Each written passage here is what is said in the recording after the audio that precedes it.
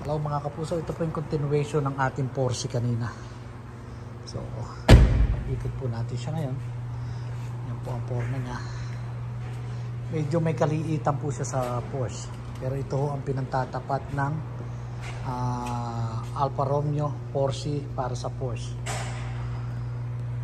Yan po ang forma niya. Ayan, naangat po natin ang makina. Yan po. Wow. Napakatuloy niya po, nakakatakot gamitin. Ayan po. Meron na siyang kasamang mga pambalot, pang-cover.